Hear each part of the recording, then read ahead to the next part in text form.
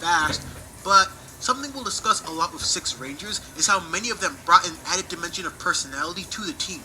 Most of the best ones aren't just new additions, but introduce completely novel characterizations and storylines, and so it goes for Antonio. For all of Samurai's misgivings and missteps, Antonio is far and away the most consistent form of life and energy this show has, and this makes sense as a character angle, because everyone on the team was born into this life, forced into this destiny via bloodlines, except him. But he was so hell-bent on becoming a hero anyways, that he not only trained himself to very, very impressive results. Remember, he's at least as good as the firmly disciplined Kevin early on. But he also found a way to use his head to create his own morpher, to revolutionize Samurai Ranger technology, and add new Zords to the arsenal. When you really think about it, he is insanely valuable to the cause, and the team didn't even want him originally. You'll recall that they showed him the door despite everything he proved to be early on, which probably says more about the terrible mentorship the Rangers had this season than Antonio himself. And at the end of the day, Steven Skyler actually portrays this character very well. A welcome departure from stony expressions, god complexes, and whatever the hell Mike was supposed to be. A better season could have done a lot more of the interesting ideas he represents, but, as is, he's still top 10.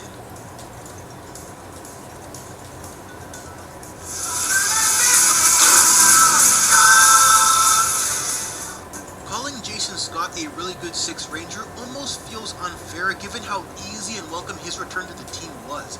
It's similar to how Chrome became a Ranger because her predecessor just couldn't do the job anymore, same with Trey of Triforia. But this was the first time that Power Rangers tried something like this, and it worked for one powerful reason: character dynamics. The idea of the original team plus Tommy and the successive iterations being close friends and supporting each other added a lot of heart, humanity, and charm to the original Mighty Morphin seasons. And in line with that, they gave us the return of Tommy and Jason's friendship. Regardless of how their real-life relationship has regressed since then, during this time, it was still a potent dynamic, and they actually made smart character choices after bringing Jason back. It wasn't just about his cool new suit or his giant pyramid Zord. It was about the fact that even now, after having led the Rangers for years, Tommy still looks to Jason for advice and help. And Jason does what he always does, reassures him, brings out the best in him. But not just him, Rocky too. Because with Jason now part of the team again, Rocky feels even less impactful than usual. And it makes sense because remember, Rocky's the one that replaced Jason, and now he feels like he's the one being replaced. And in line with his previous role as leader, Jason finds a way to reach out to Rocky as well and assure him that he's a real part of this team. Jason's return was relatively straightforward, but it was also everything it needed to be on the back end of Zeo, and it only adds to his lengthy and storied legacy.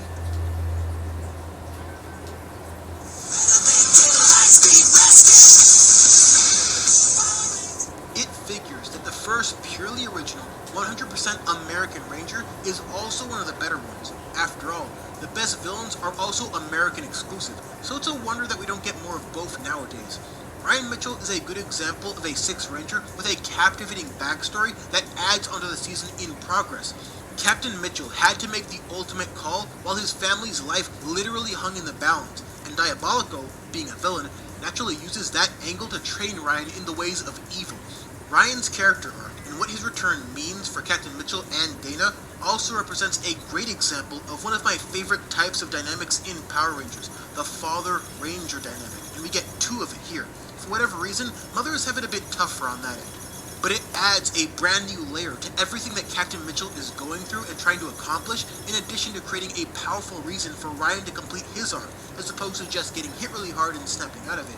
Budgetary restraints kept the Titanium Ranger from making more appearances with the team, but one of the defining elements of this era of Power Rangers was making the most out of setbacks. So, instead of just forcing contrived scenarios where he's MIA for whatever reason, Ryan made the active choice to get proactive, start looking for answers, aid in ways that Mariner Bay couldn't, but still be there when he was needed most.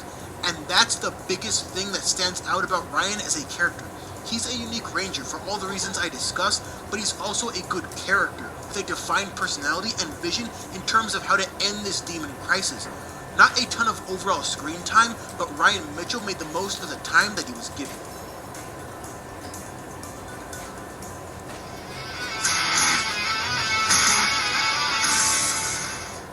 trio of Paishuo Masters turned Rangers presents a situation where the characters in question don't really function like Rangers despite being Rangers, kind of like Udana, mainly because of relative time spent morphed.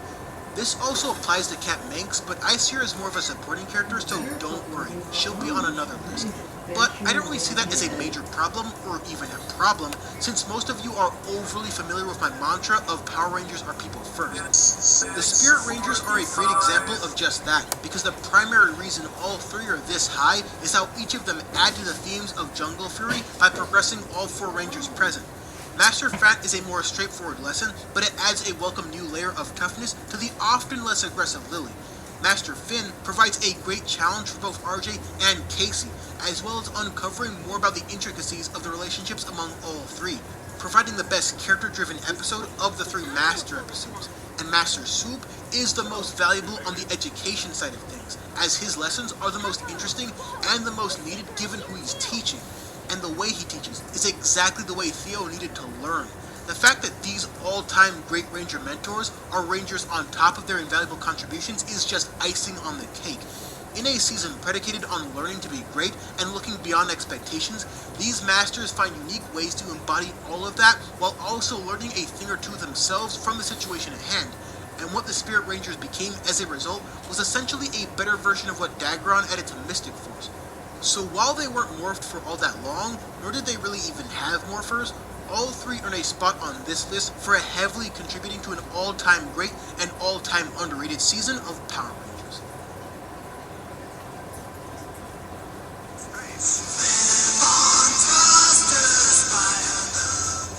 A big part of why In Space saved the franchise is how it literally and figuratively expanded the limits of the Ranger narrative by creating personal stories within the final frontier.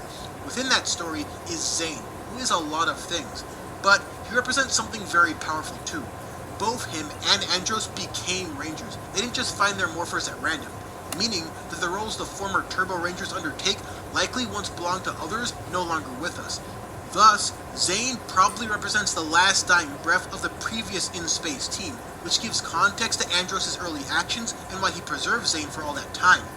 But, focusing more on Zane, he brought with him a comedic style that Rangers never really had before him, a unique charisma that helped to balance the considerably darker tone this season took relative to the previous ones. For all of the great story arcs and characters this season boasts, Zane was flat out entertaining, and was a major step above the at times stiff acting present in the early days. In fact, he was so charming that he convinced Astronema to date him before she realized the truth about her past.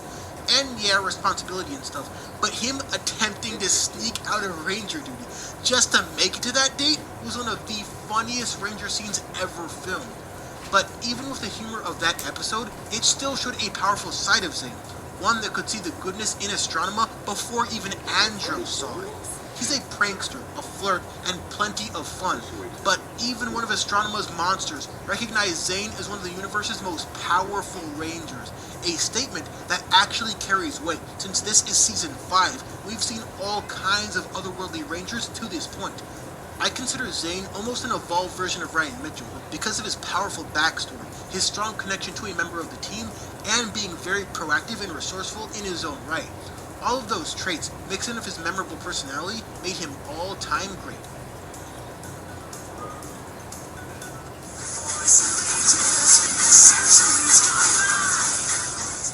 Dino Thunder thematically is built on understanding the past, but creating your own present, and few characters embrace that theme more than Trent Mercer.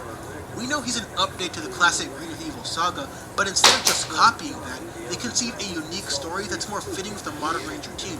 Instead of a spell, it's more of a duality with Trent trying to fight off his evil White Ranger counterpart. The imagery does very well to sell his psychological horror as an arduous, gut-wrenching ordeal that takes several episodes to overcome and several more episodes to truly be rid of. But then, Dino Thunder uses Trent's struggles to allow the others to contribute with their own perspectives, thus giving Kira the role of confidant, Connor the role of the distrusting one, and Tommy the role of been there before, and it all works. It also presents Trent as a natural parallel to his father Anton Mercer, who also has an evil other half, forcing him to do evil deeds. And then the best parts of the later story became about reconciling all that information and both Mercer men finding a way to resolve as characters by expelling the evil within, which in turn gives us one of the best uses of the father-son character dynamic I mentioned before. But in addition to his narrative influence, Trent doesn't slouch as a character, giving us really solid delivery with his unique brand of mopiness mixed in with just a dash of angst because he is still a teenager after all. Trent's character arc was one of the most difficult in all of Power Rangers, but with a little help from his friends, he managed to overcome it, and he looked damn good while doing it.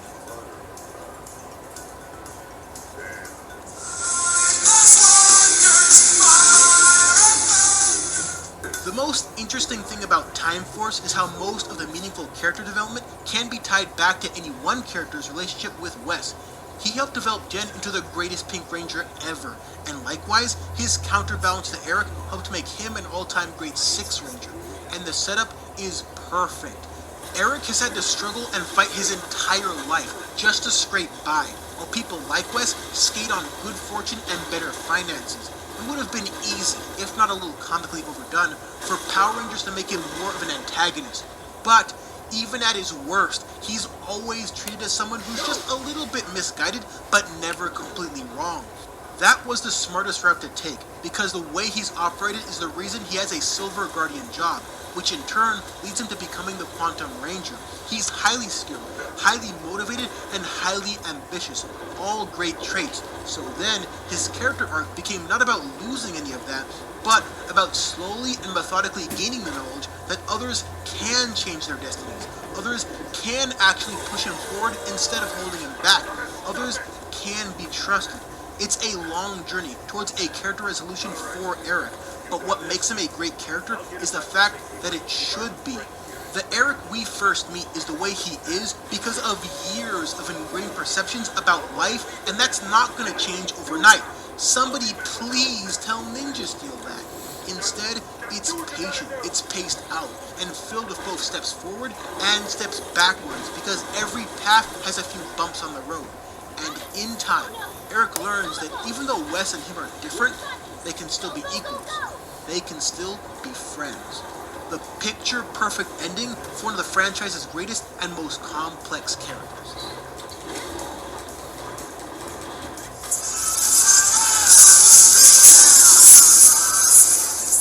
Mike Corbett is a hard Ranger to rank in any context, and that's not even factoring in his somewhat dubious Ranger status, since he does technically transform into an alien as opposed to simply obtaining a standard super suit. There's points on either side of that debate, but to me, he's a Ranger through and through, and that's that. But what then makes him hard to rank is the fact that Magna Defender is both him and his own completely different character. But Mike might have also been influencing the choices made by Magna Defender, ergo why Leo could tell Mike's spirit was still alive. So basically what I'm saying is the attribution is kind of tricky. Even still, Mike Corbett proves to be an exceptional Ranger in limited time. Remember that his first act as a character and as a Ranger, since the Red Quasar Saber was supposed to be his, was to sacrifice himself so his brother could take his place. Mike Corbett, just as much as any character in the greatest season ever, embraces the theme of sacrificing for others. And for as big of an ask as that is, almost everything noteworthy he does after his return is basically also that. When Captain Mutiny is running a camp of slaves, Mike jumps into the proverbial deep end again to save everyone there. And immediately after, Mike nearly dies again to save everyone he just saved, plus the colony, so that they can all escape the Lost Galaxy. For as great as Leo proves to be, top 5 franchise character easily, this season would not have lacked in quality if Mike found a way to stay on as leader. It might sound sacrilegious coming from me, but from where I'm standing, Mike could have been just as great as Carter. Every scene he's in, every action he takes, every decision he makes, he keeps proving why he's absolutely perfect for this season, and why he was able to pull that sword out to begin with. More so than any other added Ranger, his relationship with his successor matters, because it pushed him forward and made him greater. And then, when Mike came back, he helped Leo to realize that his current destiny was always his to undertake, while Mike himself was able to embrace a brand new destiny. And, as we discussed, his second chance was not wasted. From the beginning to the journey's end, Mike, as both a ranger and as an influence, was one of the driving forces of the season, and Lost Galaxy simply would not be Lost Galaxy without him.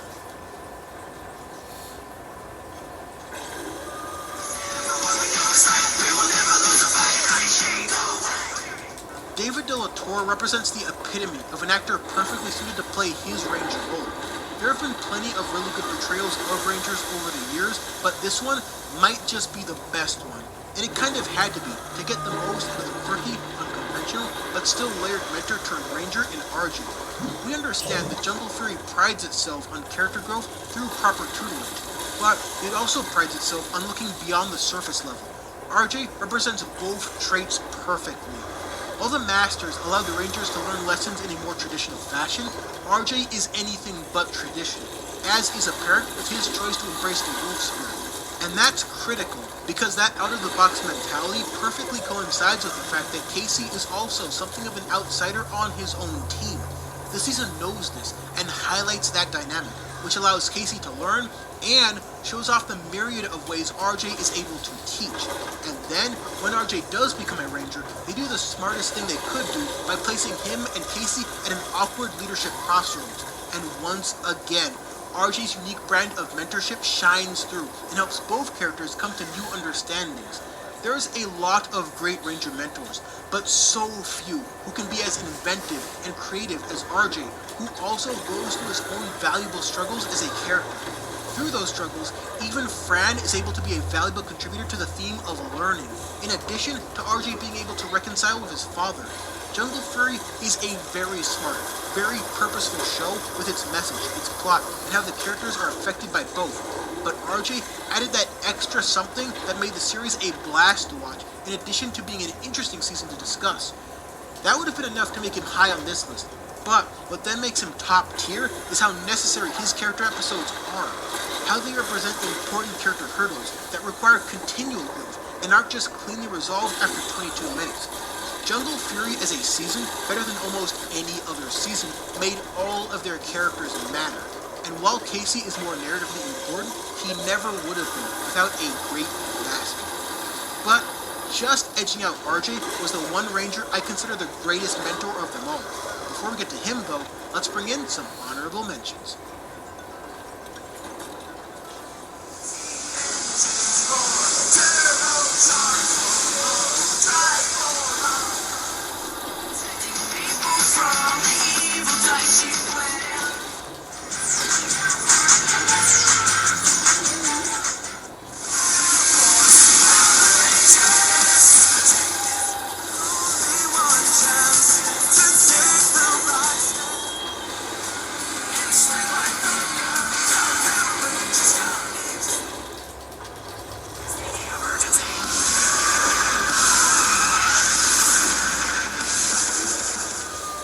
One aspect of my previous SPD review that was regrettable was not talking enough about Kruger specifically, so hopefully this entry rectifies that to some extent.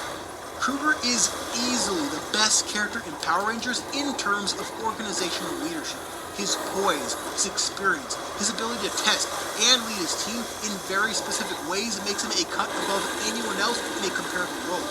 In the same way, the Spirit Rangers were necessary additions to Jungle Fury, while not really needing to be Rangers themselves. Doggy could have never been the Shadow Ranger, and he'd still be a great character. But, seeing as how he is the Shadow Ranger, and what that all means, it only adds to his personal narrative, as well as a narrative of SPD. What we see with Shadow Ranger is very unique character-wise. For most Rangers, suiting up is simply a given, even when the powers come later on. But, for Doggy, it's not that simple, nor can it be. Because the last time he raised arms to fight, his entire race fell to Grum and his forces. More so than any other Ranger, Kruger has a true emotional hurdle to overcome before he can even fight again, let alone morph. And even after he does morph and can call upon the Shadow powers, he's still somewhat reluctant to jump into battle.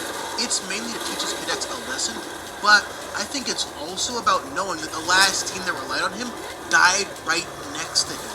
So that has to be subtly influencing his decision-making before overcoming that hurdle too. Kruger's role as a ranger created a complex struggle with no easy solutions, which is a Space Patrol Delta specialty. But his role as a top-tier mentor is really what places him above everyone else. He's smart enough to know exactly how to challenge Sky, and eventually turn him into the Red Ranger he always could be. He's wise enough to allow Bridge the freedom to handle things in his own way, because Bridge's methods often get results. He's understanding enough to give Z a chance to be part of something bigger, a chance she always wanted. And he's just demanding enough to turn Jack into a better leader than anyone thought he could be, even Jack himself. And through it all, he never once loses sight of what SPD as an organization should be. Even when Brum himself is his opponent, he never wavers from the singular idea that ties the season together: justice.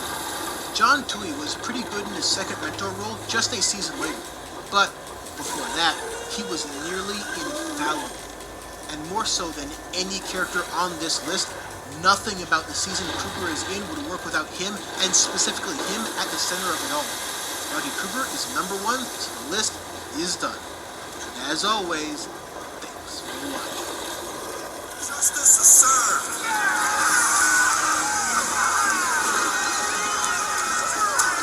Well done, doggy.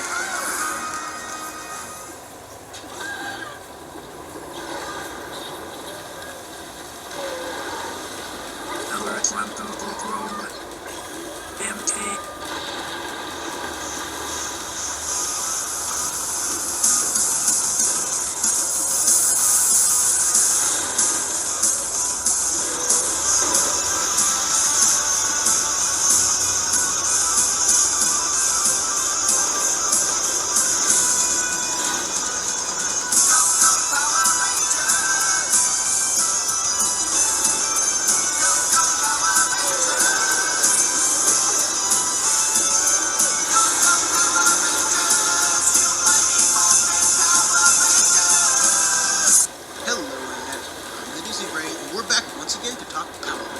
Last time, we discussed the best Yellow Ranger, and this time around, we're combining black and green, mainly because there isn't enough of either to make a full list. Usually, those colors play more or less the same role on any given team, and, as always, let me know who you think are the best Rangers to ever don the green and black. So, with all that said, let's jump right into the power with number 10.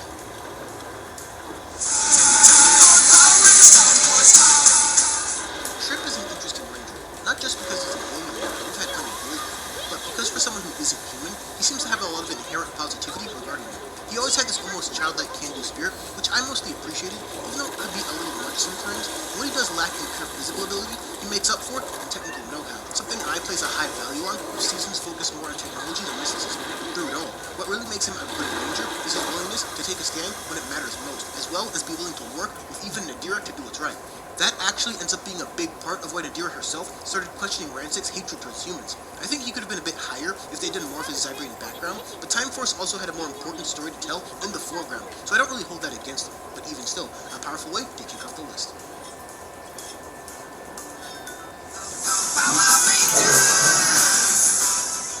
The original Black Ranger really did set the tone for a lot of what the more fun-loving, heavily confident, and enthusiastic Rangers that succeeded him would look like. I don't think he necessarily is one of the best in terms of specifically being a Ranger, but as a character, there's a lot to like. This character comes with a lot of reasonable interests, fears, and traits, especially given the times, and for some, that might make him a bit of a stereotype. Even I used to kind of think that at a point, but over the years, I've seen Zack more and more as a unique individual that Walter Jones helps bring to life, especially compared to the other lesser Black Rangers. As a character, he goes through a lot, but I think one of his most underappreciated aspects is how his friendship with Jason, and later with Tommy, comes across, and I thought it was great to give him that ability to relate to his team in a variety of ways, something that more recent iterations can't seem to get right. An all-around fun and likable Ranger.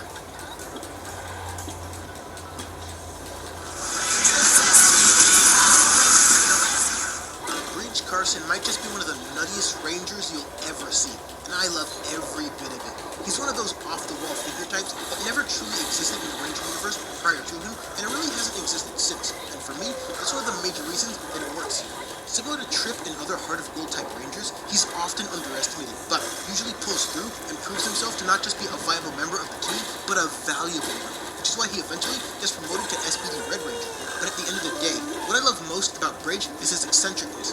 Whether it's his tendency to overanalyze or his obsession with buttery toast, Matt Austin, who plays him, delivers a genuine performance that stands out in a season filled with several great characters.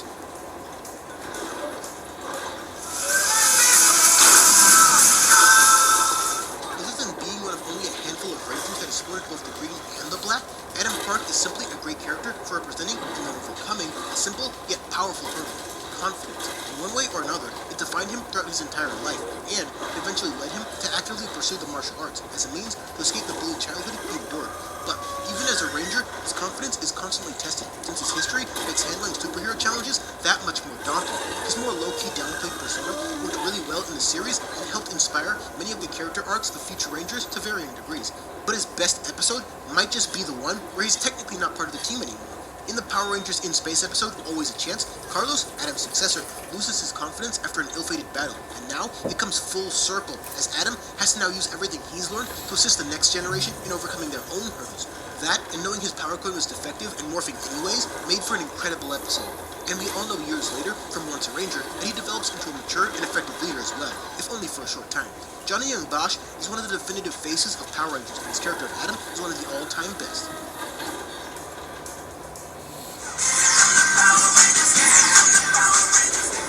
Mystic Force as a series boasts some pretty great characters, well, for the most part. And of them, Xander is arguably the best of the bunch. They don't just allow him to keep his accent, which is a rarity in the Ranger world, but they actually use his background as a means to explain why he acts the way he does, as well as advance his character. He can be a bit too talkative, he can be a bit pushy, and he can be a bit much. Yet, he proves time and time again that he genuinely cares for the people around him, because there was a time in his life where he really did feel all alone. All of that is more than I can ever say about this Killjoy over here. As good as Mystic Force was, it could have been even better if they had built a story around Xander eventually leading the team, and here's why. As a character, Xander learns what it means to be on a team and how to lead more effectively during a lot of his focus episodes. He starts off rather brash and bossy, but eventually grows more respectful of his team as his team gains respect for him. He always wanted to be a leader, and he even ends up as the record store manager in the end. But it would have made for an even more incredible arc for him to develop into the kind of Ranger he always saw himself as being. And on top of that, he's one of the best examples of a character that didn't need an overly dramatic change to become the best version of himself.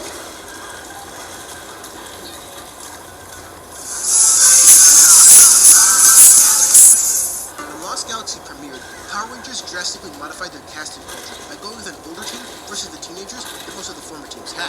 This worked well because it gave all the Galaxy Rangers something to do that wasn't strictly school-related. It allowed all of the cast to become fully realized characters, and Damon was no exception. Damon wasn't smart because reasons. He's a senior mechanic. That's his profession, so it makes sense that he would be able to handle a lot of the hardware problems that the team and TerraVenture faces. He's a very hard worker, but he also genuinely enjoys his job, and we learn that he's less concerned with fame or power and only concerned with the relatively simple notion of getting his hands dirty. And we also learn what kind of class he has when he loses a competition due to the cheating of the cohort, but doesn't call him out. And all of that from just one episode. His technical know-how and humble outlook are positives, but he also fully embraces the kind of self-sacrificing mentality that all great Rangers have, and that resonates with everyone he interacts with. As a complete character who does both his job as a Ranger and a mechanic exceptionally well, he really doesn't have any downsides. Damon Henderson is simply exactly what TerraVenture and the season of Lost Galaxy in general needed from the Green Ranger position.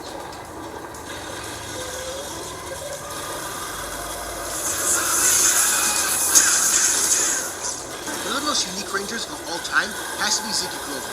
Where do I even begin with him? He's one of the funniest, liveliest, most entertaining Rangers ever, and he does it all while being an intentional representation of an atypical superhero. He starts off working for the Ranger World's version of the Mob. He talks his way into and sometimes out of trouble. His physical attributes are almost non-existent, and his motivations seem scattershot. That is, until the truth about him is slowly realized. When he does become the Green Ranger, nobody was especially thrilled, least of all Dr. K. But, like Ziggy himself says, what he lacks in physical and mental capabilities relative to his peers, he makes up for in heart. This is the guy who put his own life on the line against Fresno Bob to save a house of sick children. The same guy that ended up saving his former boss from Tenaya just because it was the right thing to do. He wasn't born or destined to be a hero like many Rangers before and after him, but extraordinary circumstances forced him to become the best possible version of himself, which is a running theme for most of the RPM team. But it's even more impressive for Ziggy because, again, he's not built for this, but slowly learns and progresses as being a Ranger becomes more of a normal thing for him. He's not the smartest or the strongest, he doesn't always look objectively cool while fighting evil, but he never never lets that hold him back or send him running for safety. He stood tall and faced the virus at their doorstep, knowing that this is what had to be done. Can he be a bit much for this overactive mouth? Sure, but one of the greatest character arcs Power Rangers has ever constructed belongs to him, the captivating embodiment of Zero to Hero.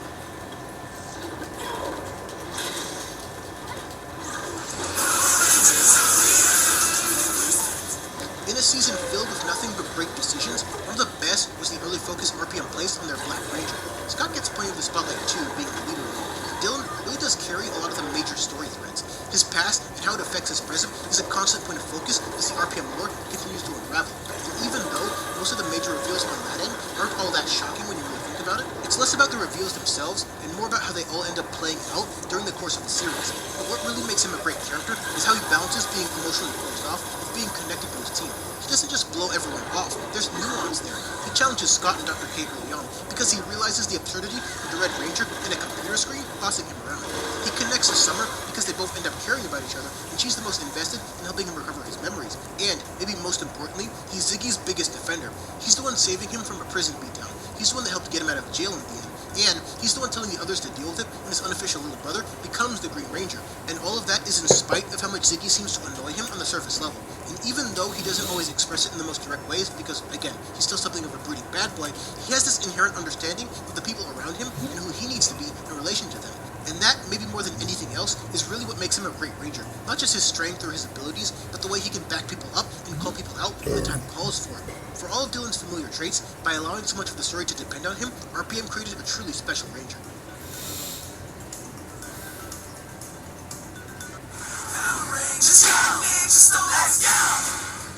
Many Ranger seasons have a genius-type character on standby, especially when you're dealing with the more militarized, technology-dependent seasons. But few of those characters were ever Rangers, and fewer still were ever given the kind of depth that Cam gets. Cam Watanabe is without a doubt the smartest Ranger of all time, a trait that inherently makes him